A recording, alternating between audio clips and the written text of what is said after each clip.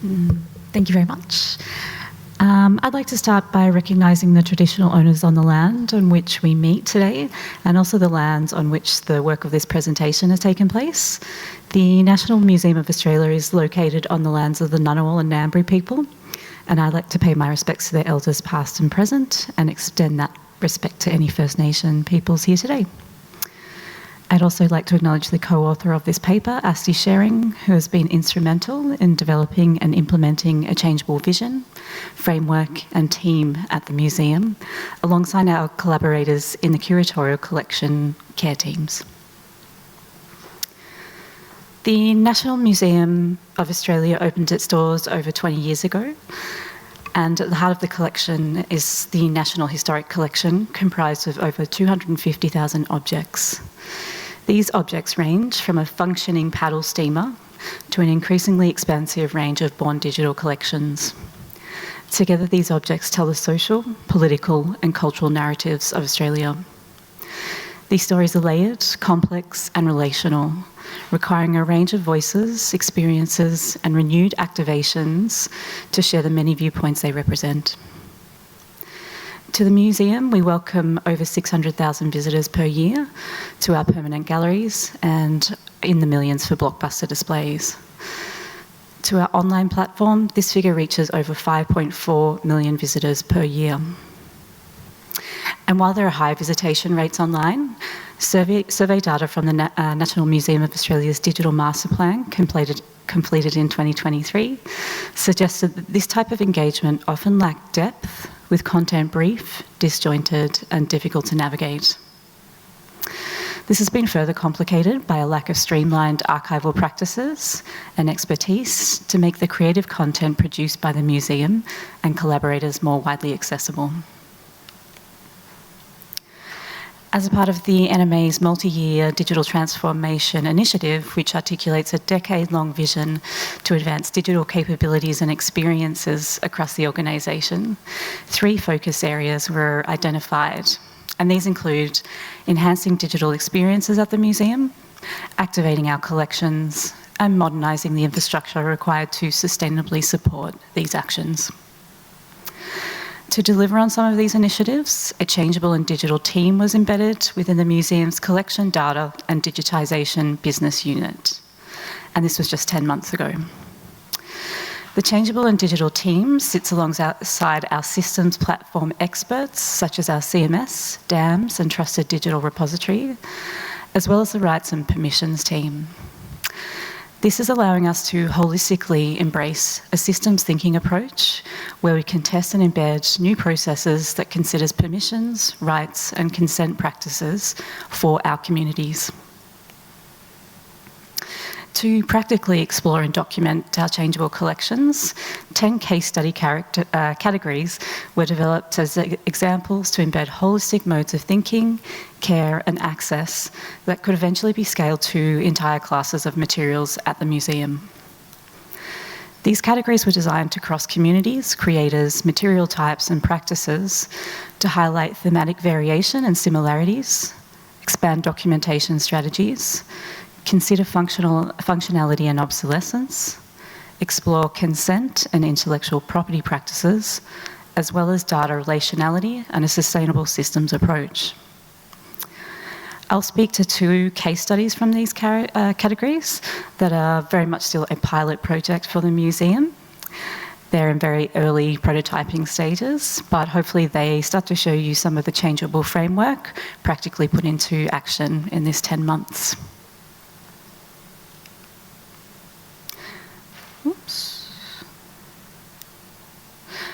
But before I do that, I want to speak to the conceptual framework or definition that has also embedded all of our changeable practices.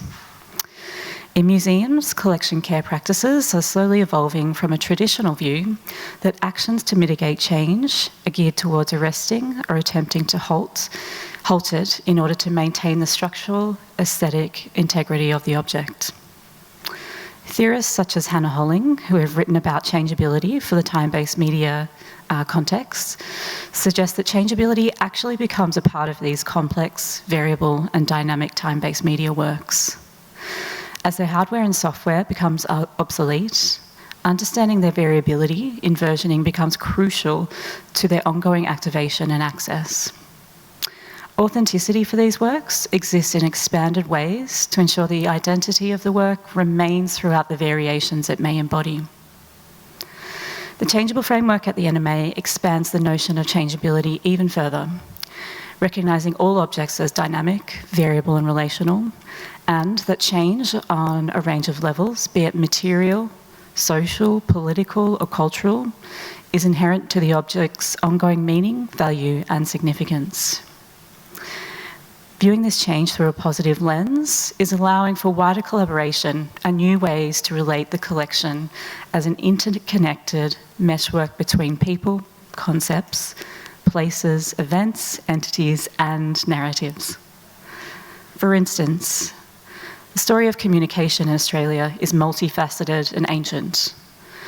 Collection objects like this message stick containing markings, engravings, and messages were used and in some areas are still used to convey news, warnings, and invitations in First Nations communities. The concepts embodied in this message stick also bears a direct relationship to our technology-based case study in the WLAN testbed. This testbed is the very technology that the CSIRO radiophysicists invented and tested the fast Fourier transform technology that led to the high-speed internet connectivity we know today.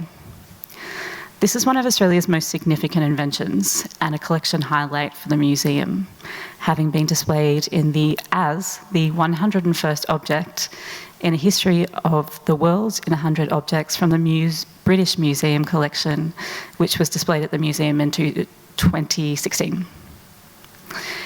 Its technology is still having a radical impact on the way we communicate, untethered from dial-up internet constraints, allowing for high-speed connectivity across the globe. Technologically, culturally and politically, this invention changed the world and continues to do so in such a broad range of ways. Even the story of the WLAN's invention is political, but this is reflected in a Catalyst episode in the ABC's archive describing the CSIRO's multi-year court case to have their patent recognised before other big tech companies had an opportunity to use their invention in their own advancements. So how can we better connect these narratives, both inside and outside the museum, with a changeable approach? In analysing and mapping existing data sets for the case studies, we noticed some gaps. So to initiate conversation around the changeable framework, we hosted a number of workshops with a multidiscipline approach that invited NMA teams such as curatorial, First Nations, registration, conservation, documentation, rights, data, systems, and digital preservation to contribute. In collaboration with Sandpit, a Melbourne-based design studio, the workshops explored past data collecting practices, understanding the dynamic qualities of the object, and a collective understanding of the layers of authenticity that the WLAN represents at this moment in time. For the changeable workshops, a range of practical ideas, procedures and tools were designed and implemented, and some of them include recategorisation of the 50 donated component parts of the WLAN, as you start to see in this diagram, to better reflect how they connect in an activated state, capturing some of the intangible qualities that comprise the WLAN's original significance, with recorded interviews with Dr.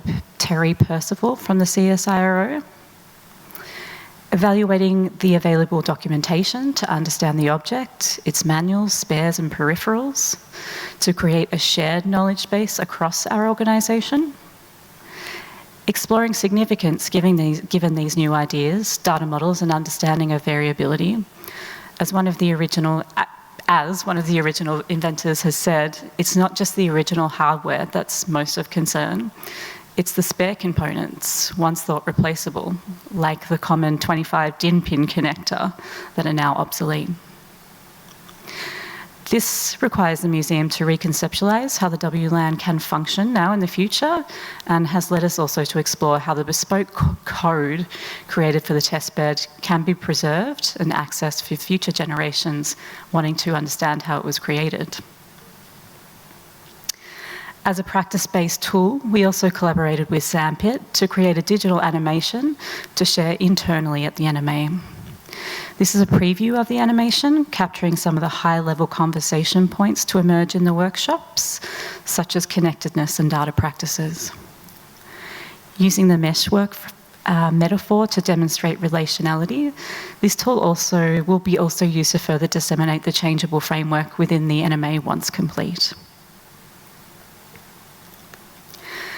To further digitally activate the WLAN, we also expanded our documentation strategy to capture high-resolution imagery, to document change, and also create 3D photogrammetry to widen our digital access modes and capabilities beyond our physical spaces. In phase 2 of this project, we'd like to digitally reconstruct this object coming together in the order that the CSIRO inventors would have connected it, allowing us to show functionality without physically turning it on, thus preserving the object but activating it for a range of new audiences. We are also applying an expanded documentation approach to the Norman Hetherington collection puppets. And we've been incredibly excited to be able to work with a range of collaborators on this project. As a recent acquisition to the National Museum of Australia, the Norman Hetherington collection is comprised of over 800 objects, which include original drawings, puppets, imagery, footage, props and paraphernalia.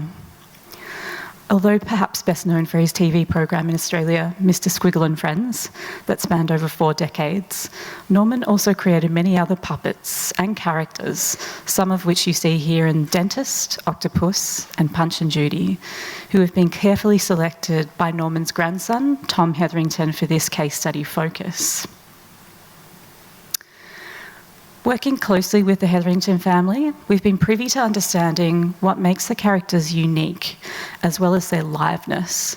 As Rebecca Hetherington has suggested, as custodian of this archive and a performer alongside Mr. Squiggle, Mr. Squiggle is never dormant, he's merely waiting.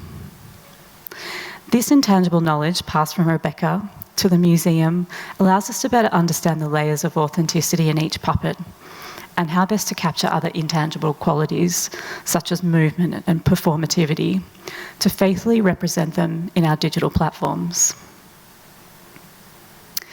Collaborating with Dr. Andrew Yip and Mads Wainwright at the University of New South Wales 3D Lab, we've also been exploring the dynamic nature of these puppets. Imagery such as this articulates their physical points for connection and movement, which help us render digital movement authentically when mapping digital data points. This allows us to this provides a rich source of reference material for our archive of knowledge to further understand the mastery of puppet making and puppeteering. Creating digital twins like this in archive quality file packages of data will also help us to reuse it for many potential future outputs, such as animating them or creating new immersive experiences. In phase 2 of this project, happening next week, we will undertake body motion capture with Tom Hetherington, who is also a puppeteer, and body motion trackers will be placed on each puppet while Tom is rigged up with a body motion capture bodysuit. In capturing these data points and this performance, we're aiming to further explore a range of performance modalities, including performance between puppet and human, intergenerational knowledge exchange between puppeteers Norman and Tom Hetherington, body-to-body knowledge exchange and the memory structures embedded in this, as well as the intellectual property safeguards that we can embed into our contracts and practices for performance and new digital practices like this.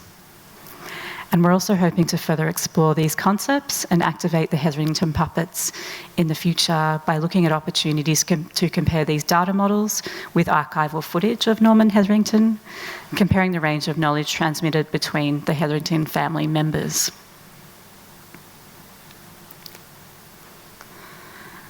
So the impacts of a changeable framework and activating care practices across the NMA are still clearly evolving. It's been a really short period, only 10 months. But what we've noticed so far is embedding a changeable framework has introduced shared language and terms to discuss some of the most complex aspects of changeable heritage.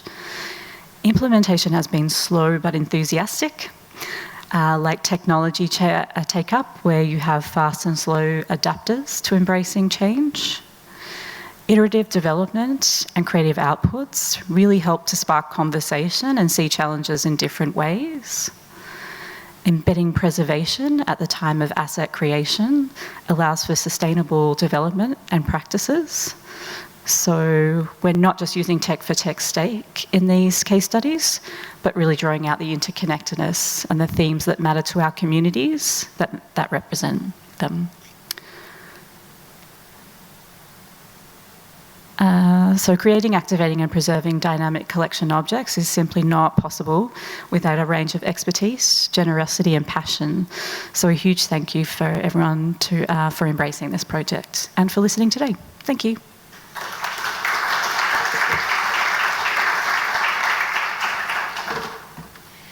Thank you. We do have a question.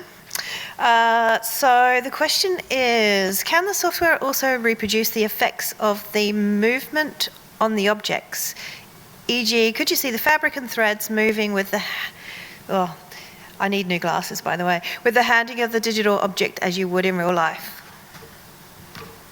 Yeah, I think that's the plan. So this is like phase one of the project, and we're sort of gathering all this sort of archival material now. So what Dr. Andrew Yip is doing with the University of New South Wales is making a whole texture library. And, you know, we're capturing all of those really high-res images at the moment to make all of those kind of concepts come to life. So yes, that would definitely be a part of the project. So our visitors can kind of interact and really get into that detail, because when the puppets are on display, there's only so, you know, close you can get to them. So having that sort of digital sort of puppet where you can zoom into that, those digital twins, is just going to change the way that people are able to interact with the puppets. I've got a question around, you mentioned people who might be resistant to some of the change. What were the things that you found really successful in bringing those people along? Yeah, thank you. I think when institutions are used to working in a similar way, it's really hard to shift practices. So I think bringing in this kind of shared language allows people to enter in a different way. Using change as a positive force instead of negative is helping us to shift the dialogue, but also having digital outputs like the one from Sandpit, or being able to see the puppets and their kind of closeness or that close-up detail is really allowing us to do iterative sort of prototyping, which is really helping in the process too. Otherwise, it doesn't seem real. Fabulous, thank you. Are there any questions from the floor?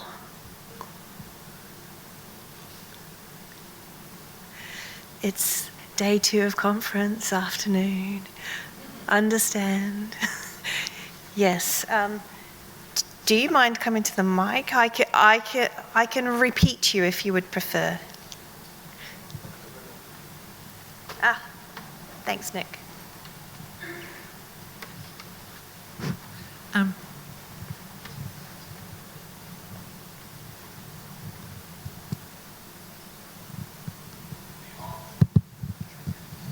Thank you. I was wondering if the ultimate aim of the digitisation process was for audiences to be able to physically manipulate those items. The British Museum had done something really exciting with that a couple of years ago. I think I heard the first part of that question about physically being able to manipulate the sort of digital. Yeah, I think that would be an excellent next step. It's a shame we don't have the body motion stuff to show. I think it would be amazing to do that. So there's been ideas of like, if you could take that controller from the puppets and make a physical copy of that, but embed sort of digital software, could people in our audiences manipulate that and have a different experience of that, so a more immersive experience. And Norman was really interested in taking everyday objects and making puppets. So could we kind of mix those textures and let people create their own puppets digitally as well? So I think that could be a really interesting next step too. Thank you. So one last question, I think. Do you find that the process has made donors an active participant in the development of your dynamic collection? Yeah, that's an excellent question. Yeah, absolutely. But I think we've made the process like that as well. We want to have this really interactive experience. And I think that's about understanding authenticity and being able to ask those questions. I think the family is the knowledge holders in this space. So having those really in-depth conversations, well, not even just conversations, seeing Rebecca and Tom post those puppets, being able to document those in a really authentic way is going to allow for more authentic digital experiences. Excellent, thank you. If I could ask for one more round of applause. Thank you. Thank you so much.